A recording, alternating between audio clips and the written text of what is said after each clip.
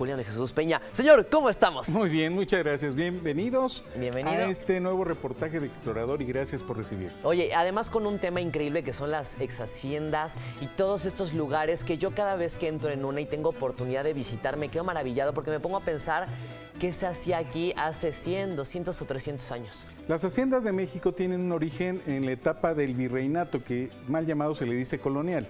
El virreinato estableció todo lo que fue la asignación a españoles para la creación de espacios que permitieran la producción y extracción de beneficios del campo y también de los que son de carácter mineral. Había haciendas de minerales, o así funcionaba. Realmente, desde la época del virreinato hasta la época moderna, las haciendas tuvieron una función importante, trascendieron épocas, trascendieron la independencia, trascendieron la Revolución Mexicana y aún todavía después de este proceso alcanzan todavía algunas una vida útil hoy en día. Las haciendas están en ruinas, la gran mayoría. Hay un registro que en México existen cerca de 2.500 cascos de haciendas en todo el territorio nacional, por lo menos en las partes donde se generaron estos desarrollos, desde el norte hasta el sur. Oye, Julián, y además en Puebla tenemos infinidad de ellas. Más de 400. Yo creo que tenemos una gran cantidad y gracias a Dios por el tema social, lo que tú quieras, Sí. se les ha dado un cuidado muy especial, pues obviamente tratando de que se siga con la misma línea.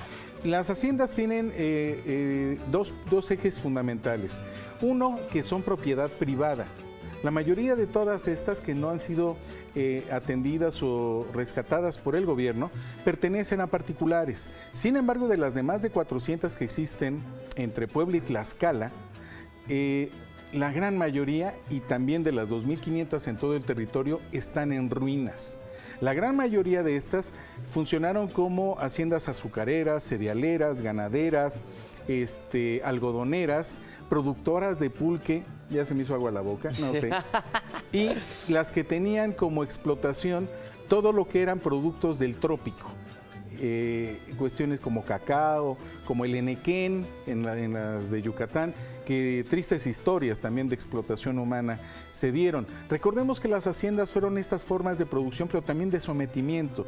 Esto propició por mucho los fundamentos de la Revolución Mexicana en 1910. Y esto fue todo un movimiento social que nace de estas haciendas que generaron gran prosperidad para México, pero también para algunas familias. Por ejemplo, en Puebla, hablábamos hace rato fuera de cámara que una de las más importantes e icónicas de Puebla es la exhacienda de Chautla. Es maravillosa, ¿no? Hermosa. Y emblemática, ¿no? Creo que todos en algún Totalmente. momento hemos tenido una foto en ese maravilloso castillo. Así es. Entonces, esta perteneció, imagínate, a un arzobispo de Puebla, Monseñor Gillow. Y Gillow fue un personaje que es parte de la historia. Él tiene que ver con la boda de Porfirio Díaz y Carmelita Romero Rubio. Él los casa. Ok. Y además, su hacienda, que no era una hacienda de mediano perfil, Sí, era una de hacienda 4x4. No, por Dios, ve hasta tener un lago y un castillo propio.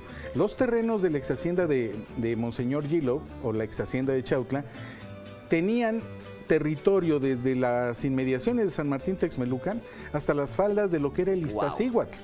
Imaginemos que se le llegó a llamar el granero de México. Nada más ¿Qué así. cantidad producía? Porque mucho del alimento que se generaba para los mexicanos sucedía del centro del país y hacia abajo. Entonces, las haciendas de México, ruinas con historia, son el cúmulo de mucha tradición, de mucha leyenda. Ahí se habla de tesoros escondidos, de muchas cuestiones que tienen que ver también con la identidad, gastronomía, costumbres, usos, algunos verdaderamente deleznables como el derecho de pernada. ¿Qué significa? El derecho de pernada sucedía mucho en las haciendas del sur, principalmente en Yucatán, donde los hacendados, cuando se casaban los campesinos de su hacienda, tenía el derecho de pasar la primera noche con la esposa del que se casaba. De esas cosas aberrantes, asquerosas. Pero sin embargo, esos usos y costumbres tuvieron que cambiar y afortunadamente han sucedido. Pero vayamos a lo positivo de las haciendas. Puebla Puebla tiene toda una riqueza arquitectónica, cultural y extraordinaria en más de 400 espacios que algunos han sido ya aprovechados como hoteles, otros son cuestiones residenciales y otros más suceden simplemente en la convivencia de las comunidades que han sido absorbidas por las manchas de cada población y se han vuelto también parte de habitaciones, a veces de mucha pobreza. Qué increíble, pues quiero conocer este reportaje que seguramente es maravilloso y nos va a hacer recordar algunas cosas que ni nosotros sabíamos, ¿te parece? Vamos a ver, explorador. La historia de México es vasta. Los pueblos nos dejan apreciar la diversa arquitectura patrimonial a lo largo de los años, donde existe un conjunto de predios enormes que a veces pasamos por alto. Las haciendas.